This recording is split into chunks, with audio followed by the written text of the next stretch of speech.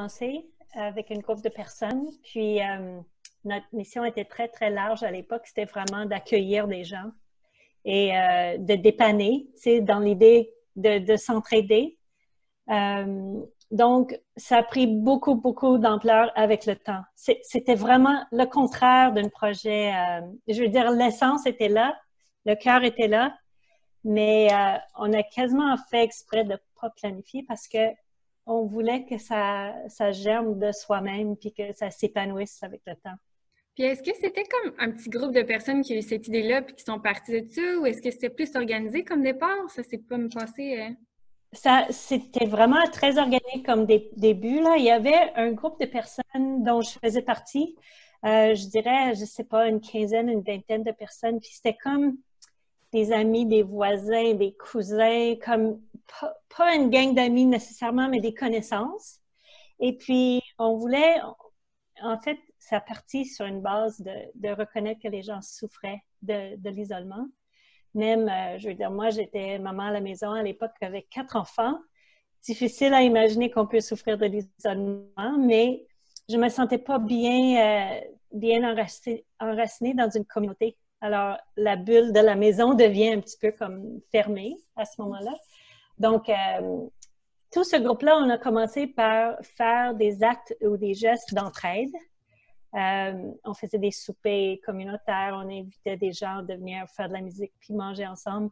Mais c'était jamais comme notre gang, c'était toujours ouvert. Alors, il y avait des gens de base, oui, qui organisaient puis qui préparaient la bouffe et tout.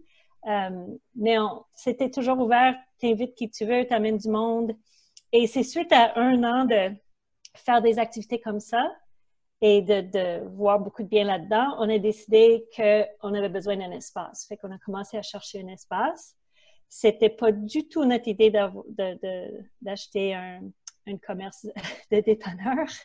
C'est que c'était bien en place, c'était dans un quartier qu'on trouvait intéressant, puis le couple qui vendait le dépanneur partait très rapidement, fait que ça s'est fait rapidement, mais à un moment donné, on faisait des petites réunions entre nous, puis on disait, ben c'est pas fou, un dépanneur, c'est une porte ouverte au monde. Alors, il y a déjà plein de monde qui fréquente cette dépanneur-là, puis nous, on va rentrer là, on va garder la porte ouverte, puis on va faire ce qu'on veut là-dedans. On va faire plus que vendre la bière et des cigarettes. Y a-t-il quelqu'un qui était expérimenté là-dedans pour la gestion du dépanneur, ou ça s'est comme vraiment fait sur le tas, là?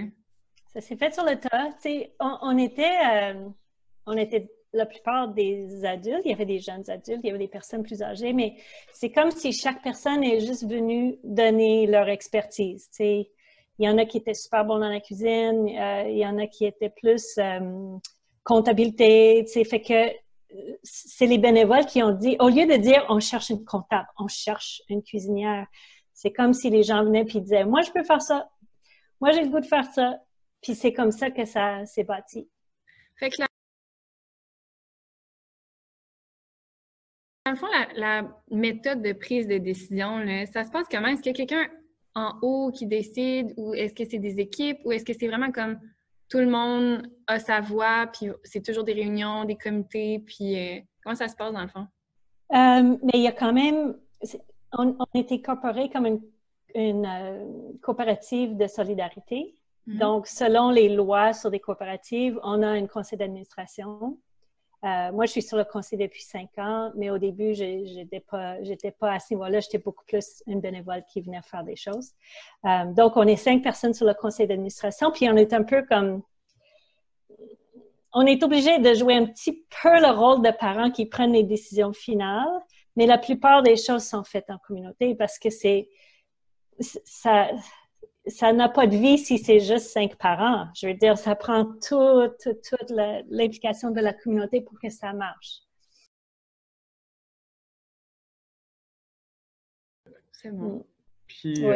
dans le fond, justement, on se demandait par rapport à la communauté avec laquelle vous interagissez puis dans laquelle le projet prend place, est-ce que vous percevez que vous avez un rôle précis? Comment vous vous situez par rapport à ça en tant qu'organisme dans la communauté? On est un petit peu un organisme parmi d'autres, mais qui ne joue pas selon les mêmes règles que d'autres. Comme jusqu'à maintenant, on avait très peu ou presque pas d'aide du gouvernement. c'est tout des dons, c'est toute l'implication des gens. Ça nous donne une très, très grande liberté de faire ce qu'on veut. Alors, ça nous a permis d'être hyper créatifs puis de faire bouger des projets qu'autrement, sous les règlements, on n'aurait pas pu faire. Des folies parfois, mais qui ont vraiment bien marché. Donc, excuse-moi, est-ce que j'ai perdu le fil de ta question? Peux-tu la reposer Oui, au pire? dans le fond, ben, ça répond quand même déjà une partie, mais c'est vraiment plus la relation que vous entretenez avec la communauté, puis le rôle que vous sentez que vous pouvez jouer là-dedans. Ah, c'est ça, j'allais dire. On est un peu un organisme qui rattrape les gens qui tombent entre les cracks des autres. Oui, Tu sais, la société a essayé de dire, OK, on a quelque chose pour les itinérants, on a quelque chose pour la santé mentale, on a quelque chose pour chaque truc, mais ça répond pas aux besoins de tout le monde tout le temps. Et souvent, les gens qui tombaient justement entre deux organismes, ils se retrouvaient au dépanneur parce qu'on était une porte ouverte à tout le monde. Puis, on n'avait pas nécessairement des intervenants professionnels qui pouvaient les mettre sur un chemin. Par contre, on avait beaucoup de citoyens avec toutes sortes de talents et surtout des grands cœurs qui ont pu comme accueillir. Puis, tu sais, c'était quasiment comme une famille, là, tu sais. Comme ça marche pas chez toi, ben tu vas aller chez ta tante, ton cousin, mais des gens qui ont pas ça, ben ils se retrouvaient au dépanneur puis ils trouvaient comme ils frayaient leur place. OK.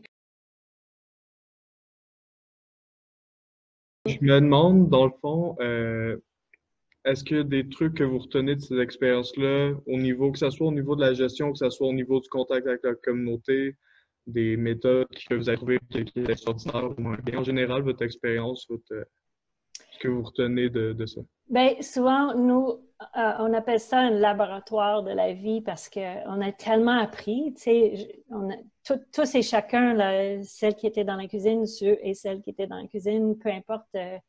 Ceux qui sont plus sur le plancher, ceux qui sont plus dans l'administration. Moi, les premières années, j'aurais jamais cru que je pouvais être sur le conseil d'administration. Ça m'attirait même pas. Mais plus tard dans la vie, avec d'autres expériences, j'ai vu que les autres sont brûlés, c'est peut-être à mon tour de m'avancer puis de prendre un tour là-dedans. Puis j'ai appris beaucoup, puis je me sens comme plus à ma place là, finalement, que dans la cuisine, par exemple. T'sais. Fait que je pense que c'est le cas pour tout le monde. Puis ce qu'on a pu faire comme organisation, que souvent les gens ne peuvent pas faire, c'est qu'on a invité des gens à venir proposer des projets. Encore là, au lieu de dire, on cherche quelqu'un pour donner des cours de yoga le mercredi soir. On attend juste que quelqu'un arrive et qui dit, moi, j'aimerais ça donner des cours de yoga le mercredi soir. Puis là, on s'arrange avec. Fait qu'à chaque année, dépendamment qui était là, avec quelle connaissance, le dépanneur pouvait être quand même différent d'une année à l'autre. Le focus pouvait changer. OK. Dernière petite question. Pourquoi est-ce que vous pensez qu'on devrait se sortir des cadres des entreprises puis du gouvernement pour faire des projets? Pourquoi est-ce qu'on doit partir de même les entreprises puis le gouvernement puis à proposer des projets à eux? Puis pourquoi est-ce que c'est important, mettons, de le faire? Parce que comprenez-vous la question? Oui, oui.